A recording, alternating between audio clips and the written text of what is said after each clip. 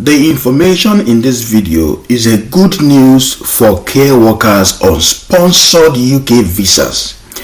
As we all know, some time ago, there were restrictions to how the people on sponsored care visas can bring in their dependents. Dependents are restricted.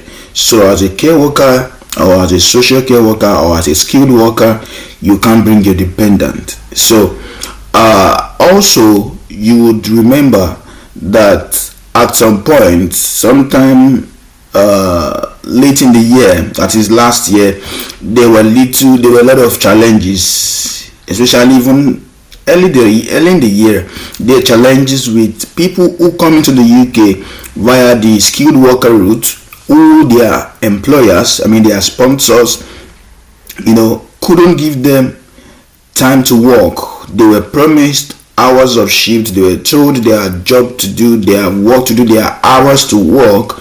But unfortunately, getting to the UK, their employers could not give them any hour to work. And that got them handicapped, and putting them in a lot of mess here in the UK. So this particular information I'm sharing in this video is a good news to anyone on the care worker visa who are sponsored into the UK via the skilled worker visa route. Now, if you have anybody in this category who are in the UK, either those that go to the UK and their sponsors does not have sheet for them, or they don't have enough sheet for them, or they are underpaid. Some are actually overworking but underpaid because they just need to survive and earn something for themselves. So if you have anybody in this category, I want to encourage you to share this video with them and let them have this information so they can go the right way, contact the right people, so they can get the right support. Okay, so in today's video, the union launches charter to protect care workers on sponsored UK visas. Now, this is a new information, but it's just about 3 or 4 days ago now. So the Salford Council is first signatory to unison agreement intended to prevent exploitation of migrant workers. So that is the headline for this information. So we have the Salford Council, who is now the first signatory to unison agreement intended to prevent exploitation of migrant workers. We all know that there are a lot of people out there, a lot of so-called organizations out there, a lot of employers who are exploiting migrants because they know they would want to find every means to survive in the UK. Let's go into the details of today's information. So it says care workers from countries such as India, Nigeria, and Philippines who faced losing their immigration status in the UK if they left their employers have been promised new protection by a landmark grassroots deal. The Migrant Care Workers Charter is an agreement designed by care workers and trade union unison to prevent the exploitation of people on the sponsored visa, and Salford Council is the first in the country to sign up to it.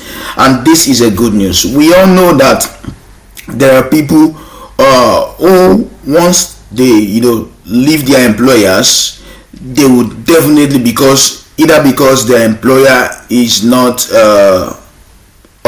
either because the license of their employer has been revoked, or it's been suspended for whatever reason they left their employer.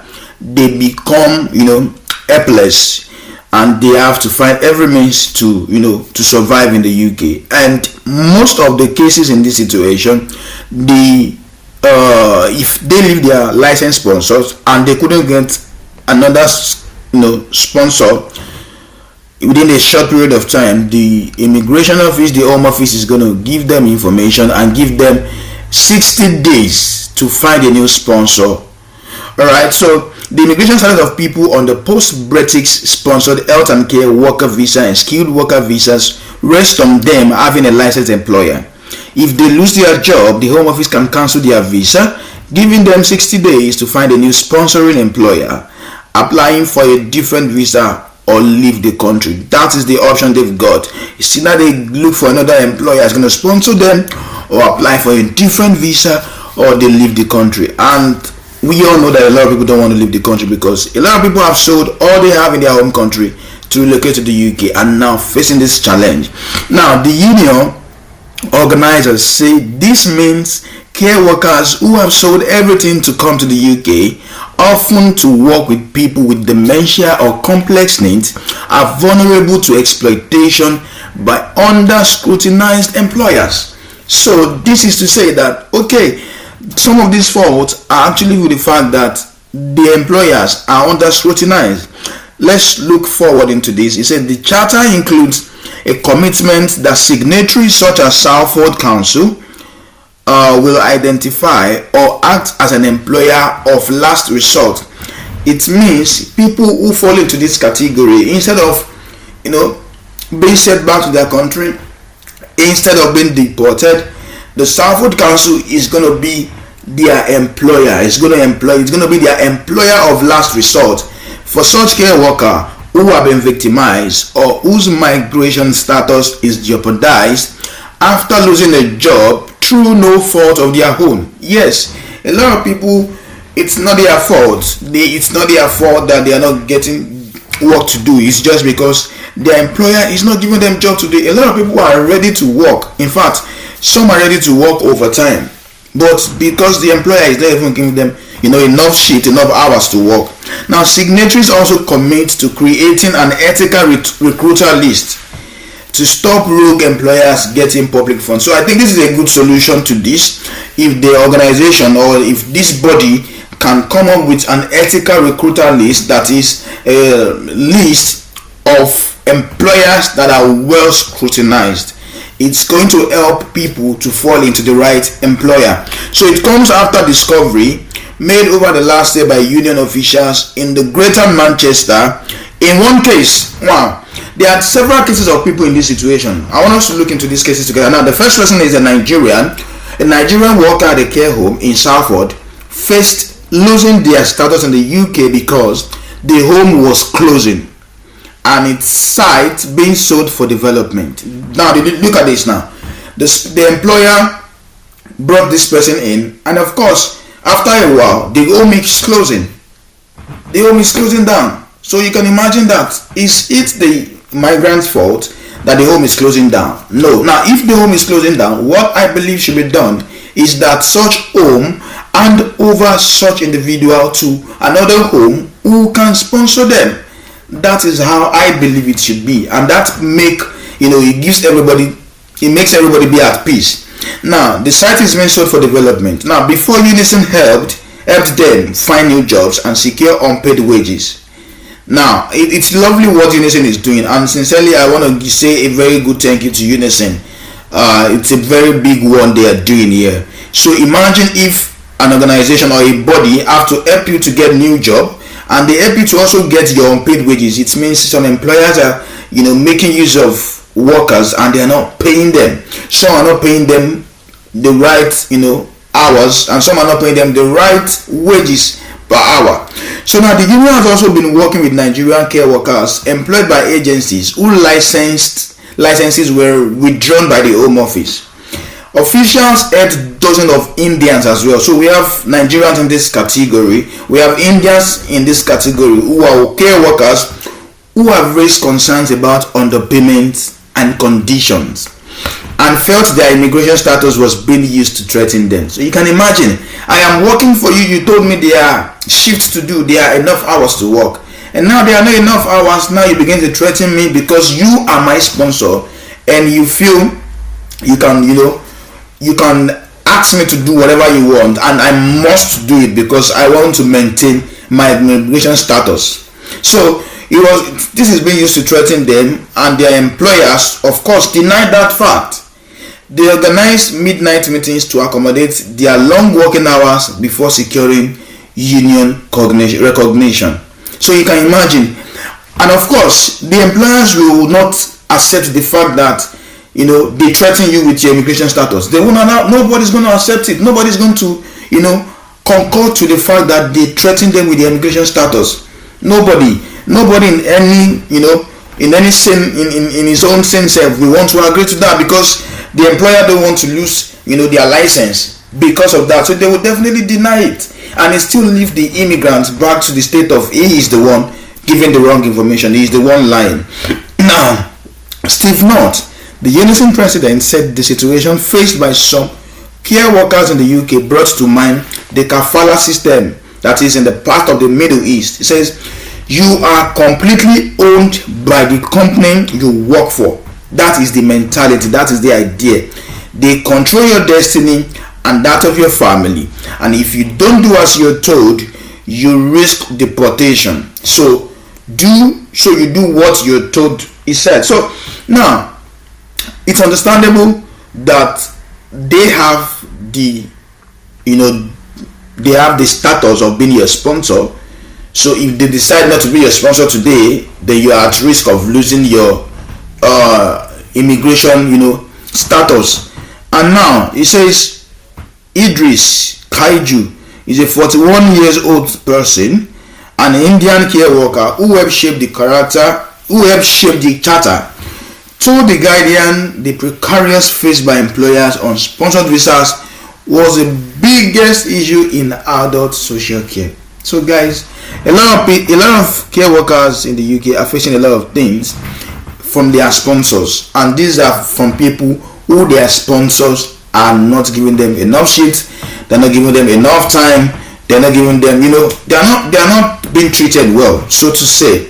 So now, Matthew Dixon said, a local organizer for Unison who helped care workers from overseas in Salford, said workers were being duped, paying in some cases £25,000 to recruits before arriving to find that there was no work for them, or they were made to work unpaid for long hours. You can imagine, you're working for long hours and you not be paid. That's not fair.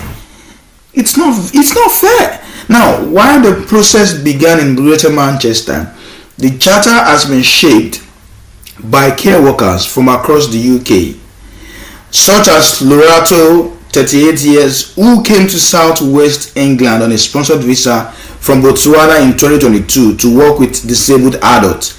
She was promised her own accommodation by her employer, but found herself sharing a room with another woman in 2-bedroom flat, accommodating 7 people. You can imagine this. This is a lot. So if you have family abroad who are care workers, no matter what, you need to reach out to them, check up on them, and be sure they are fine. A lot of people believe that because you got families that have relocated, then it means they are in a good shape, they are in a good status, they are living fine. No, they have challenges they are facing. They also need people to check up on them. Now, since I didn't feel safe, she said, I had to fight for my salary, and then my employer was raided by immigration. Only now do I feel like I've reached England because my new job is properly paid. You can imagine that. So the Salford elected mayor, Paul Dennett, said it was an honor to be the first signatory to a charter that was a thorough step towards tackling examples of persecution and victimization that care workers from overseas were experiencing far too frequently. He added, I hope many other local authorities across the country, especially labor-controlled ones, who have historic responsibility to work hand in hand with true trade unions, commit to it just as we have, and begin the fight back against the exploitative condition in this sector.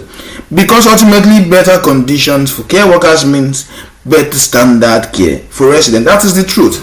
Now you can imagine somebody who was promised her own accommodation, and she found herself living in a room. In fact, she's not even using the room alone. She's sharing a room with another woman who accommodates 7 people.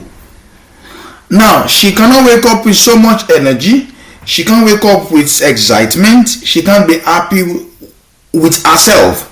Now, if she is not happy with herself, how will she get to work and replicate happiness? How will she replicate happiness to patients, to residents? How will she replicate, good vibes, positive vibes, cheer share your resident home. How do you want to do it? If you're not living fine, you're not coming from a good home, you are not being paid, you are overworking yourself, but you're not being paid for your long hours work, that's absolutely not good. It's not good. And sincerely from myself, I'm saying thank you to every everybody who comes up, the trade union, the Stafford union. I want to say thank you to them for standing up at such a time as this to be a support system for overseas care workers who are facing a lot. And please, I want to encourage, I want to say that for as many, like the Stafford elected mayor has said, that other units, other locations can copy the same. If everybody copy the same, you're going to be sure that people who work good hours, work with excitement, will be well paid, and then you will see more workers who want to come into the system. We want to come into the health and care sector to work because everything is working fine. So guys, if you have somebody abroad, you have somebody overseas who's working as a care worker, check up on them. They might be facing a lot. And please, if you have people in that category, I want to encourage you to let them know about this information. Share this video with them.